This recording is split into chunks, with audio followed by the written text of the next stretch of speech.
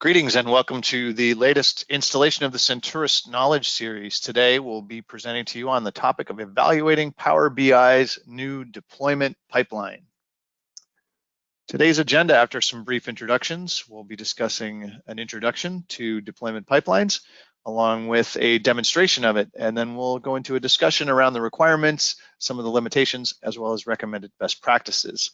Then be sure to stick around through the Senturus overview and additional, almost always entirely free resources for the always informative and excellent question and answer session at the end of the presentation. I'm pleased to be joined today by my colleague, Steve Volschlager, Vice President at Senturus, who has a lengthy background in BI operations and finance spanning over 30 years, during which time he's led numerous business analytics initiatives using Microsoft data tools and has watched the platform evolve from his initial use of version 1 of SQL Server and Microsoft Access through to its current iteration. He brings deep familiarity with the various capabilities and components of the Microsoft BI platform and an understanding of how to best leverage them. My name is Mike Weinhauer. I'm a director here at Senturus, and among my many responsibilities, I have the pleasure of being the host of our webinar series. And before we get into the main part of the presentation, we're going to try an informal poll here since we couldn't fit it into 5 multiple choice questions. Put your answers in the chat or in the questions pane if you don't mind, and we'll pick out some of those answers and get a feel for how our audience is managing Power BI deployment at this point in time. So we'll take a few minutes to take care of that. Great, and now that we have something from it's a fairly loose process to you handle it externally or you're still figuring it out. Seems to be a pretty wide array of ways people are managing those deployment processes, and that's not surprising at all. With that, I'm going to hand the floor over to Mr. Volschlager for the course. Thanks, Mike, and welcome everyone. As Mike mentioned today, we'll just talk about kind of sort of workflow and kind of managing this whole process of how you develop some reports and kind of do some testing and then release it out into production, and sort of this new feature that Microsoft launched in first came out in preview back, I believe, in May, and it's scheduled to go for general release in this month or probably next month. And so it has some features, but also many limitations, which may help with your process. So it's something might be useful, might be a tool to add to your toolkit. So the first question is, what is deployment pipelines? And this is the quote from Microsoft. So, they call it efficient and reusable tool, but the main point is that it's something for people with premium capacity, and it's only available if you have premium. And it allows you to basically set up 3 separate workspaces, one for development, one for test, and one for production. And then it has some automations to kind of move your data sets and dashboards and reports between those 3 workspaces to progress them from dev, test to prod. So we'll kind of go through that as an example. And the sort of potential benefits for you is just to help kind of with management of that overall content lifecycle. And so finally, they're starting to add a few sort of workflow helpful features. And then you can work on building a process that's kind of more efficient and can be reusable for moving through these 3 stages. And that should provide for some better productivity, faster delivery of reports, and hopefully reduced user errors. And kind of the best way to get a sense for how it works is really, I think, through demo. So I'm logged into the Power BI service. And for those of you that familiar with the Power BI service, a key element here is workspaces. So basically, workspaces are containers. You can think of like shared folders on a file server. And that's where I can have all of my different reports and data sets and then I can grant access to a certain group of users, and everyone can then have access to those sorts of groups, those reports. And then you can set up separate workspaces for different groups if you want to have different sort of access privileges things like that. And what you'll see if you're a premium user is something that's fairly new. Along the left here, it's called deployment pipelines. So a new choice. If I click on deployment pipelines, I already have one already set up, and I'll just kind of go to that so you can give you a sense for sort of the layout. And then we'll later kind of go through how to create one from scratch. So as I said, it's designed to track from the 3 different stages: development, test, and production. And you can see at each stage is linked to a specific workspace. So in this case, my development is linked to the sample dev workspace. I've got tests linked to a different workspace called test, and another one linked to production. So each stage corresponds to a workspace, and I can actually click on the workspace here, and it actually launches a new tab and brings me over to that workspace that I was showing you. And then I can click on the show more here, and you can see all the different datasets and reports that are in that workspace. And then similarly here, I can show the ones there. And if you notice, there's a little difference because I've got some stuff from the row level of security webinar I did a few months ago, if any of you saw that, and they're only in my development site. And you can also then click on compare, and it'll actually show you what's different or what's changed. And then it's really kind of just a simple matter then to migrate kind of anything you've added to dev or worked on in dev over to test, because I can just click deploy to test, and it's going to run for a little bit and just copy that content across. And so give it a second. While it's doing that, oh, there you go, go to workspace, there it is. Okay, and I'm gonna actually refresh my browser just to make sure. And now you see if I show more, you'll see that there's the same are in both, and it's got the little green icon saying they're in sync. But now on the right here, between test and production, this X appeared saying that these two are not in sync. And one thing to point out, like if I could actually from here actually go to the report or the data set directly. So you can see I've got this very just simple report, sales by product group here. And one thing I've done in this workspace is I've actually set it up for, I set up actually a gateway, because this is the data source is actually a SQL Server running on our local network. So I set up a gateway in order to be able to refresh to the on-prem SQL Server. And so if I go to that workspace here, you'll kind of see that I can go to my dev workspace, and I can just click refresh. And because I've got the gateway set up, it'll actually be able to go out and refresh the data. And we can talk more. You can contact us if you want to learn more about the gateway sort of functionality, or setting that sort of schedules up.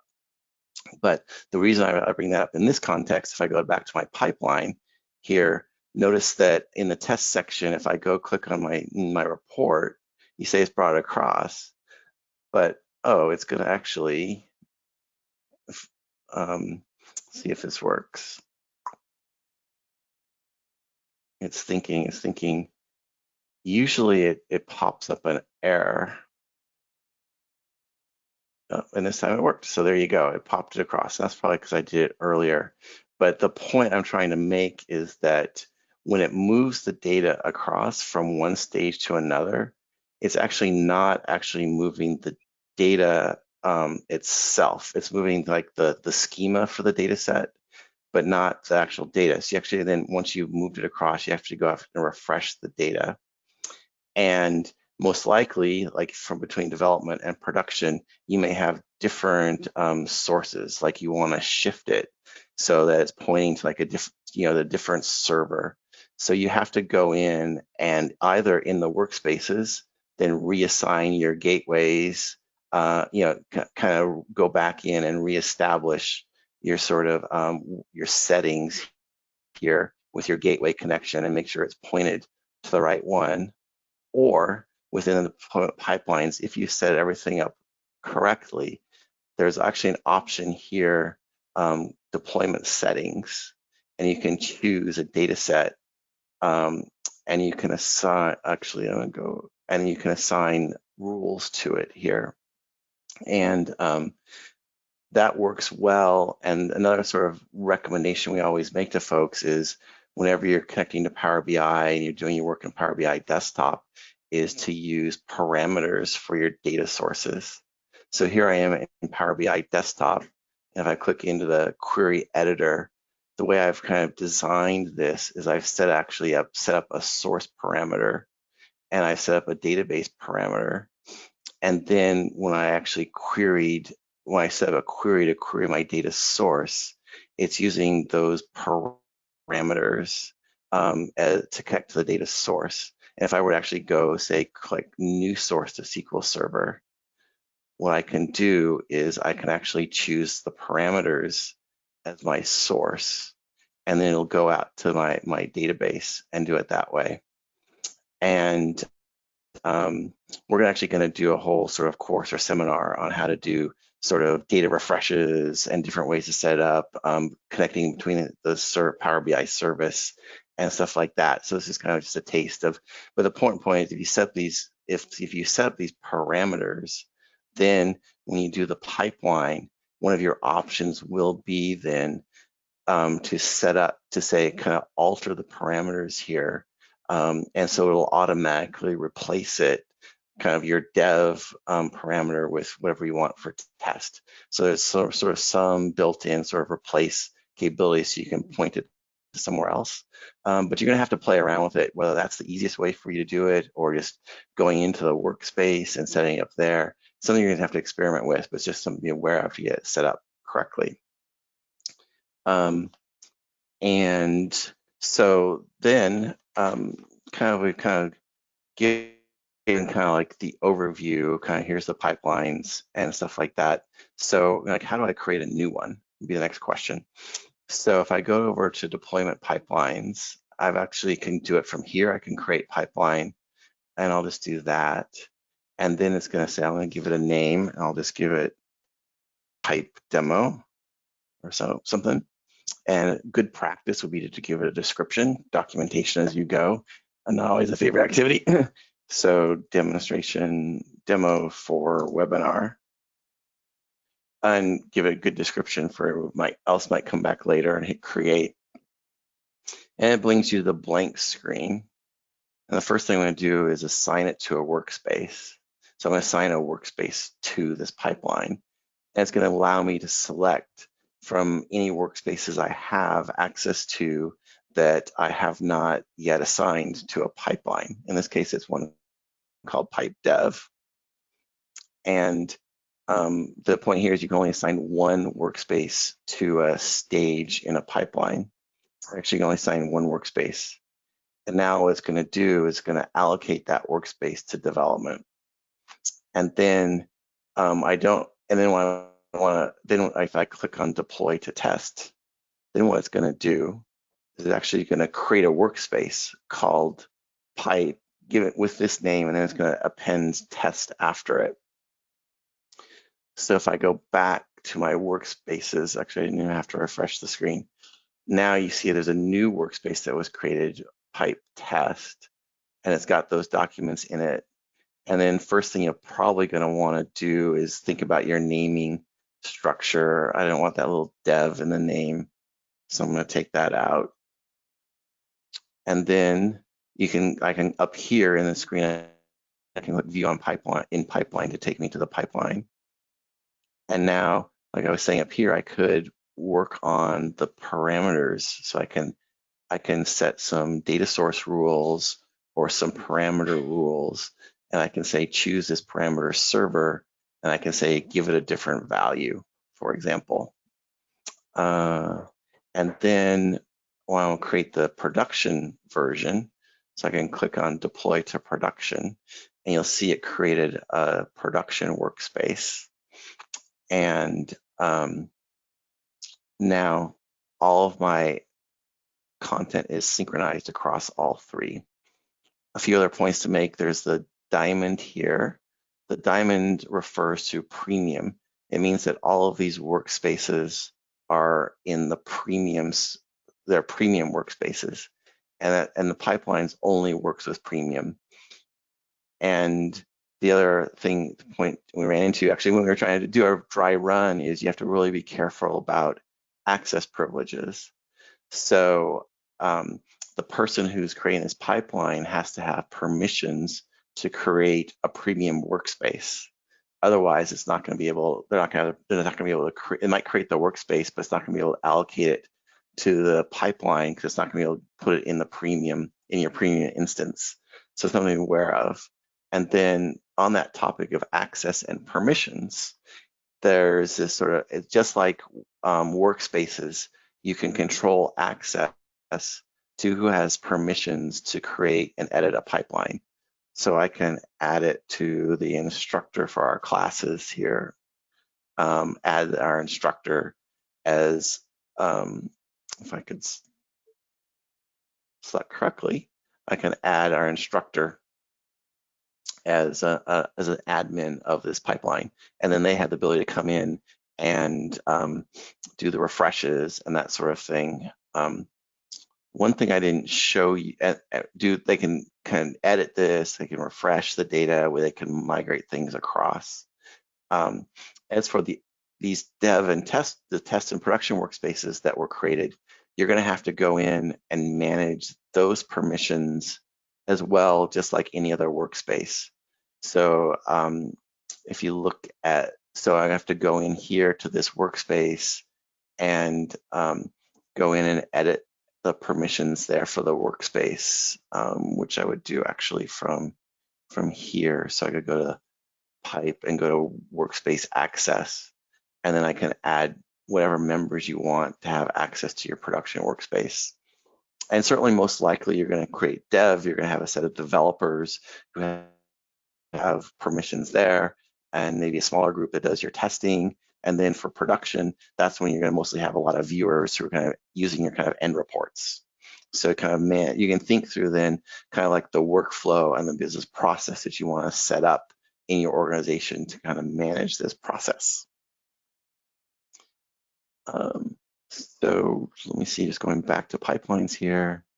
One thing I didn't mention in my sample is here, all I've done so far is when I did publish and deploy, I published all of the documents, but it also has the ability to do selective publishing. So for example, I did 2 different row level security attempts. One's very static and one's dynamic. And I said, okay, well, the dynamic's the one I want to use in production and not the other one.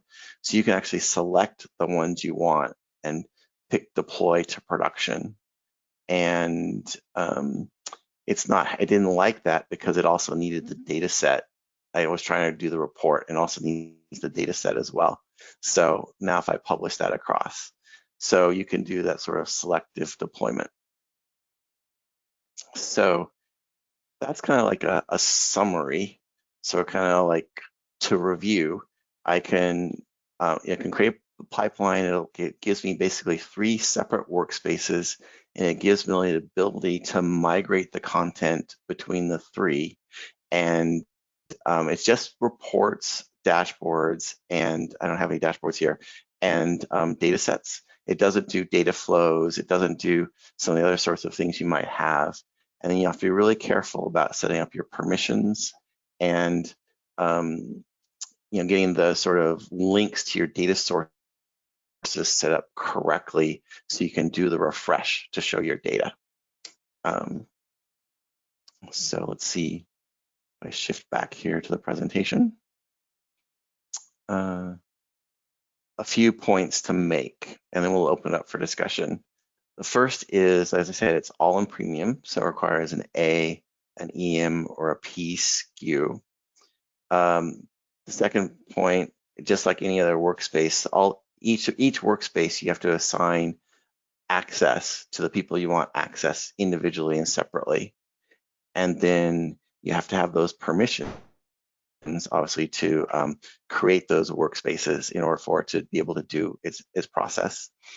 And then for those of you who've been around Power BI a while, there's this notion of the new workspace as compared to the old workspace.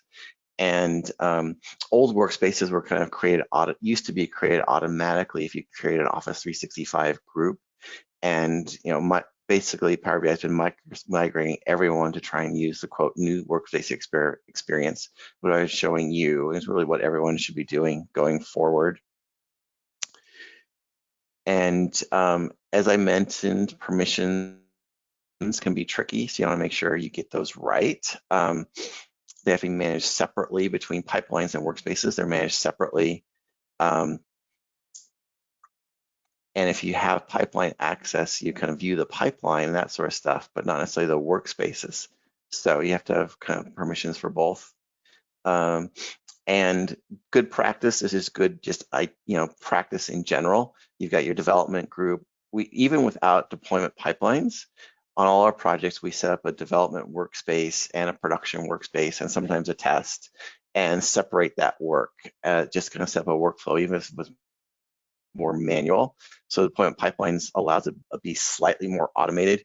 But either way, I mean, as you guys all mentioned in on the chat, on the poll today, you're doing all this manually today. You're basically opening up Power BI desktop, publishing it to one workspace, and when you're ready to publish the next, you're opening up Power BI desktop and publishing the next. So this will help a little bit with that process. It's not like a game changer, but it helps a little bit automate that process a little bit. In that sense, there's kind of, you can think of the sort of use cases, and I showed you kind of like a full deployment where I just migrate the whole workspace or a selective deployment. And one thing, when you're first setting up the pipeline, if you already have, say, in production, a bunch of data sets and reports, you can use that as the first workspace, and you can assign that to production, and it'll create the test and dev, and you can actually migrate back and kind of synchronize to go forward. And those use cases, we've talked about the sort of how it's used and what it does, but this is a version 1 of the product. There are plenty of limitations. First one I've mentioned is premium workspaces are required. Second thing is all the things that aren't supported. So it doesn't support incremental refresh. It doesn't support sensitivity labels. It doesn't support template apps, paginated reports, or data flows. And then the workspaces themselves are limited to less than 300 items. And also downloading the data set from the target workspace. And then as you saw, I fumbled a little bit with the data source rules. They're actually quite limited in terms of kind of like capability to set up those rules. And like I said, the data itself, the contents so you can actually publish to apps in a workspace just like anything else, but those app contents and settings don't get copied across. And I think also kind of a big deal for folks who are kind of managing big development projects and stuff. There's no rollback capabilities. There's no versioning capabilities. And there isn't any sort of workflow built in if you want to say have someone approve and then promote it to the next stage and track those approvals and notes about approvals. So none of that sort of workflow. So given that, if you're going to make use of deployment pipelines, a few good practices to follow. Treat each workspace as a complete package. Think through, you're going to do this anyway on your Power BI site, but think through your roles and responsibilities and permissions. Think about having, in each stage, have your reports, think about different data sets for each stage. And as I demonstrated, make good use of parameters, which is just a good practice in general from development. And yes, in development, you're going to be using Power BI Desktop to edit it. You can do all your kind of version control still outside of Power BI. Separate modeling environment effort there.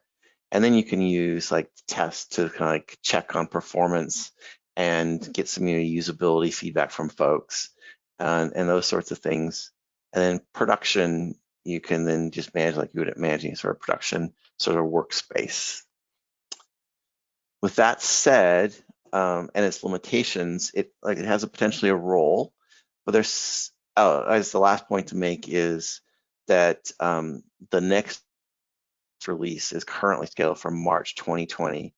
So what you see now is the features that are probably not going to change between now and March. And there's a few things on the roadmap, but you know, unclear how much they're going to invest in this or how much it's going to grow. Suddenly, something to keep sending ideas and requests to the community at Microsoft to try and encourage them to do more if this is something that you want. And with that said, since I don't think this solves all problems for all people with the development cycle, just talk about, you know, other sort of approaches out there. So we often, if it's a kind of a large organization, we'll use kind of GitHub as our repository, like any sort of software development project for our PBIXs. And then people can check them out and check them in. It's got, you know, the whole sort of workflow and approval, that sort of stuff, documentation. So you could use GitHub as kind of your sort of method for kind of managing that sort of process as well. Or if it's more simpler, if you're smaller, you can, you know, SharePoint has some versioning and tracking, or OneDrive as well. So you can kind of think about that as another location. And I think Mike might have, when Mike jumps in after I'm done, this might be some of that you guys have shared in your chat, which we'll kind of like bring up as a discussion, because I think part of the point of this webinar is a chance for people to learn from each other. So with that, I guess the other point I just want to make is that this sort of workflow around deployment is really one component of your overall Power BI administration. So you think about setting up a center of excellence, setting up your sort of how you're going to do your tenant and premium administration and manage capacity and performance and optimization, and set up your governance and adoption policies. This is a piece of that puzzle. And so you got to think through your overall sort of Power BI instance and setup. And we have a whole course on administration, and if you're interested. With that, I'll turn it over to Mike. Thank you, Steve. That was some great information. Appreciate that. If you are interested in things that are related to this topic, and certainly hang around to get we got a lot of great questions in the question panel. Go ahead and put your questions, and as Steve mentioned, if you have suggestions, ideas in terms of the discussion items, go ahead and throw those in there, and we'll try to bring those up. And Steve, maybe you go peruse some of those questions we flagged there. But on our site at Senturus.com, on the resources site, on the blog site, we have a white paper that discusses preparations for deploying Power BI Premium, as well as a matrix that evaluates and looks at different report distribution options by the different license types. Okay, we have about a little over half. I'm going to close this out and share the results. So not too surprising, follows that typical product adoption curve. About 20% saying you're going to use it right away, and 2/3 saying they're going to hold out for more functionality or let it mature a little bit, and another 20% that are not interested at this point. So thank you for providing your input there. So a couple slides about Senturus before we go on to the Q&A. Again, stick around for that. We got a lot of great questions in there already. At Senturus, we concentrate our expertise solely on business intelligence with a depth of knowledge across the entire BI stack. We are known by our clients for providing clarity from the chaos of complex business requirements, disparate data sources, and constantly moving targets. If you want to move to the next slide, Steve. We've made a name for ourselves because of our strength in bridging the gap between IT and business users. We deliver solutions that give our clients access to reliable, analysis-ready data across their organizations, enabling them to quickly and easily get answers at the point of impact in the form of the decisions made and actions taken. On the next slide, our consultants are leading experts in the field of analytics, having years of pragmatic real-world expertise and experience advancing the state of the art. In fact, we're so confident in our team and the Senturus methodology that we back our projects with an industry unique 100% money back guarantee. And we've been doing this for a while, nearly 2 decades, across the spectrum from Fortune 500 to mid-market companies, solving business problems across just about every industry and functional areas, ranging from the office of finance to sales and marketing, manufacturing, operations, HR, and IT. We pride ourselves in that our teams are large enough to meet all of your business analytics needs, yet small enough to provide personalized attention.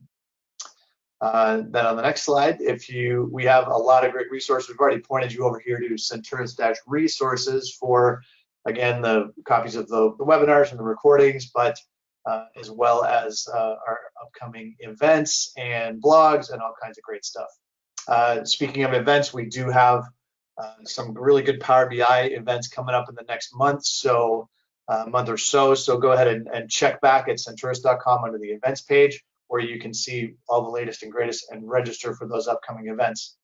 On the next slide, of course, would be remiss if I didn't bring up our excellent training that we are offering in the top 3 platforms that we support, IBM Cognos, Power BI, and Tableau. We're ideal for organizations that are running multiples of these platforms or those that are moving from one to the other.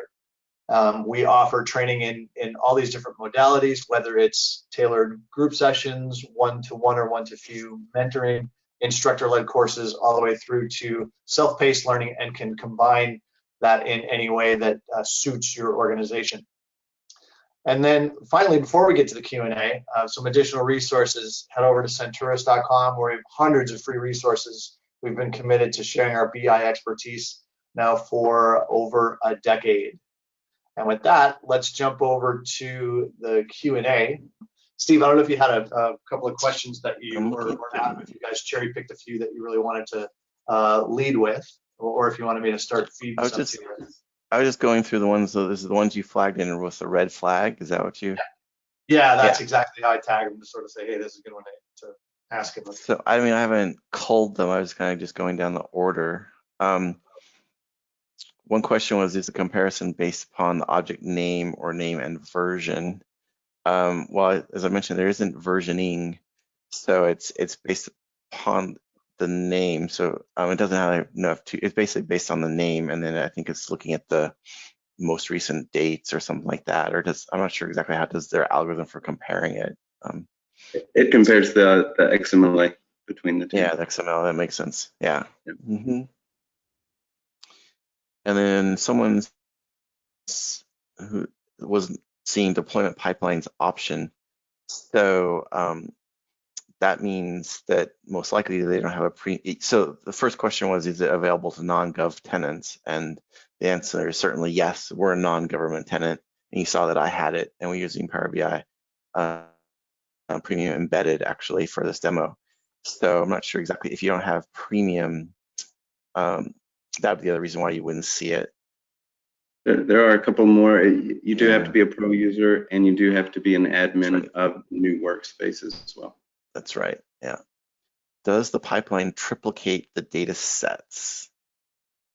And would it cause trouble if you're close to capacity or premium? So the answer is yes, it is going to make copies of those data sets, and it definitely is going to affect your capacity usage. So definitely when you're talking about capacity planning and stuff, that's going to be something you have to consider for sure. Definitely, like a P1 node, for example, has 100 terabytes of storage. Typically, the storage is not the capacity limitation by any means. Yeah. And the person asked if you see this approach being used for more self-service or for enterprise reporting, where more formalized dev test prod is more important.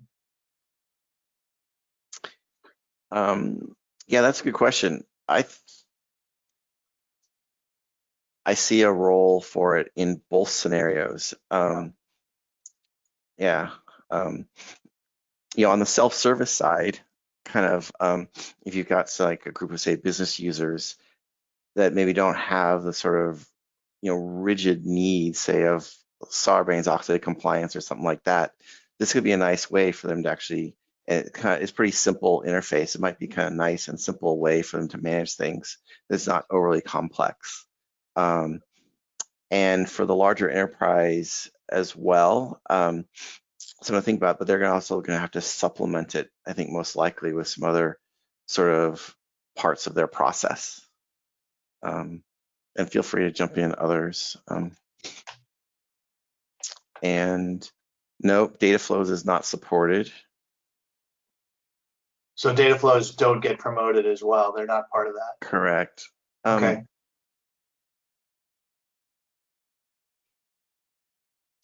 Yes, and so someone's asking about having different nodes for dev, test, and prod, but our scenario didn't show that.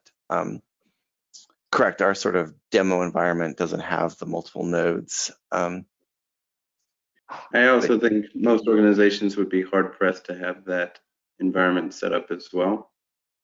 Yeah. Larger organizations obviously would have the funds to do so, but a lot of organizations, which you can, again, you can use those ASKUs. You can ramp up an ASKU just for your dev test promotion and then pause it to stop funds from, or stop costs. That is an option we've seen with some customers as well.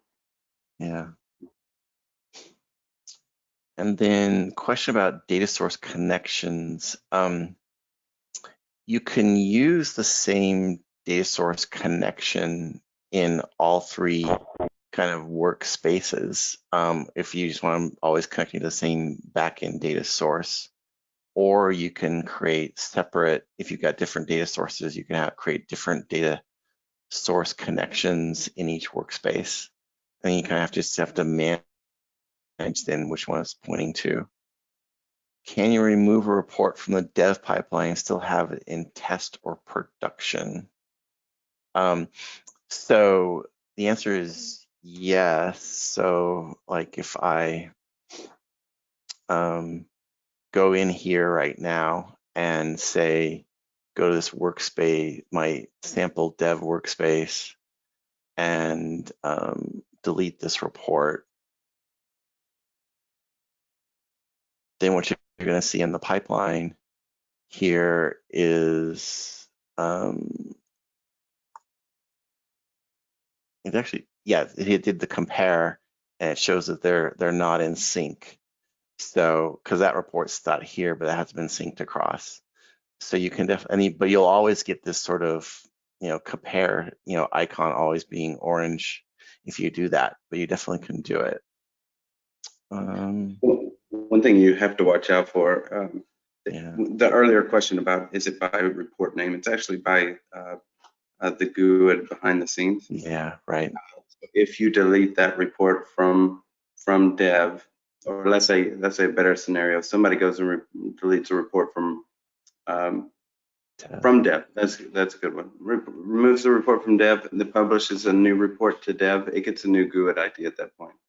And so now the GUID IDs between dev and test and prod are out of sync. And if you deploy from dev to test, you might have two of the same report, both with different GUID IDs, and now your environments are out of sync.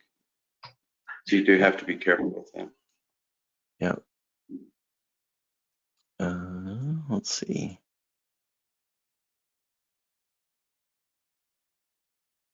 So how do you create a pipeline for a workspace that already have existing reports in production? So if I go out here and I create a new pipeline, and create it, when I get to this screen, and you go to that initial assign a workspace, actually I don't have any workspaces available, but you could assign that production workspace and then it'll go through and create the other two workspaces, and it'll do the backwards process. Does contributor role, can they publish between them? It's a good question. Permissions on the pipelines are different than the permissions on the workspaces. So I've got the access that I control on a pipeline, and there's really only an admin option.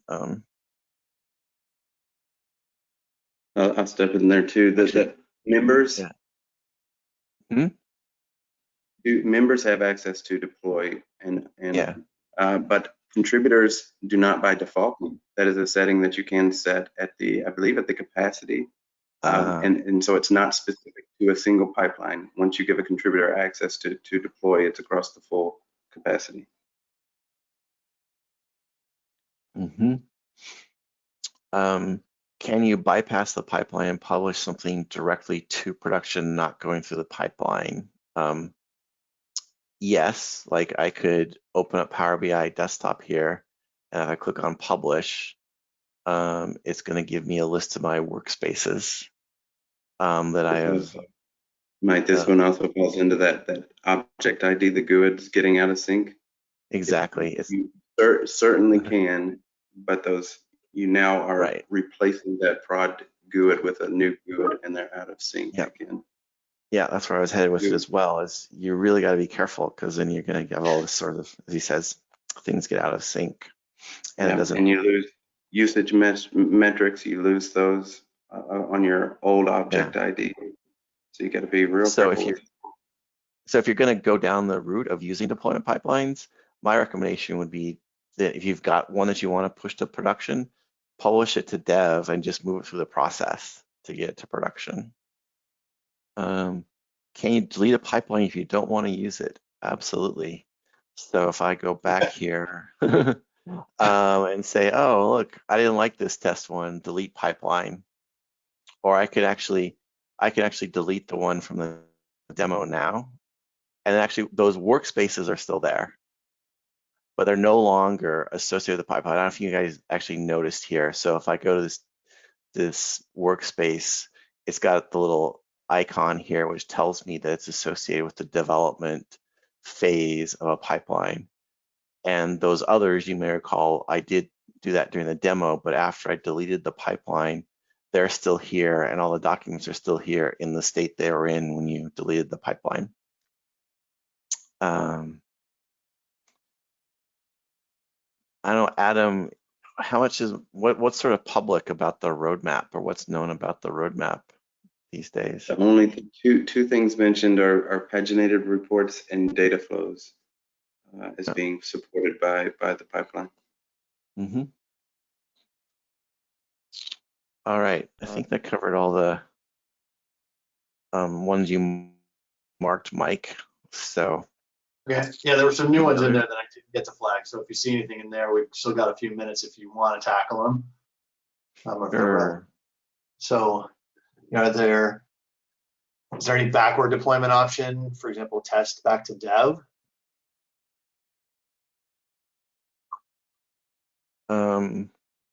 Is there backward deployment option from test to dev? No.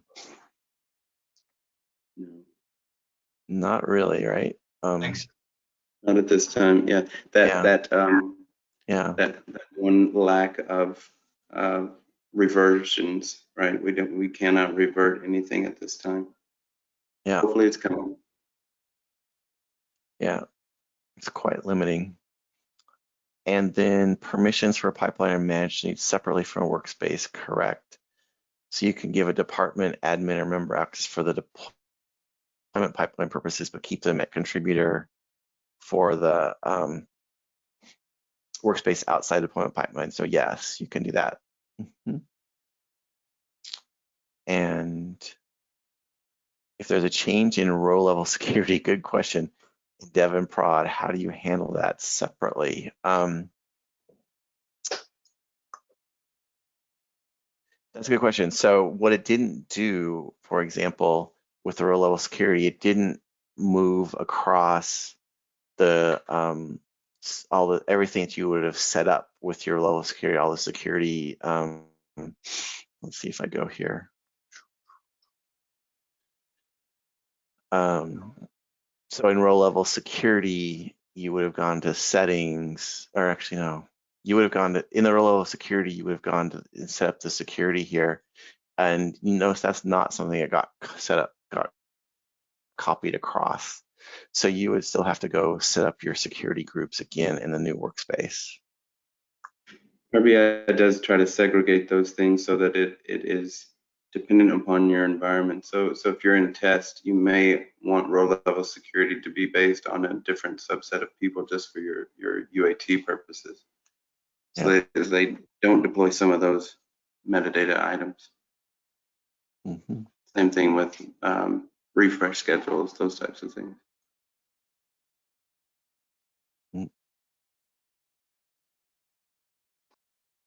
Perfect.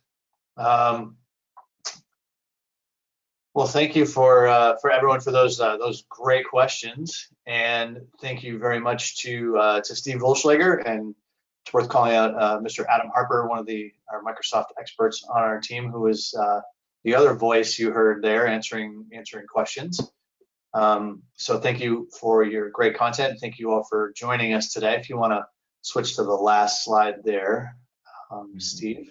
We thank you for joining us today. Apologize for the audio challenges and the poll snafu there, but we got through it, and we hope to see you soon on one of our upcoming Senturus events. You can always reach us via our website. If you're old school and actually still pick up a phone, we got a 888 number there, or you can always email us at info@senturus.com for any of your analytics, consulting, and or training needs. So thank you very much, and have a great rest of your day.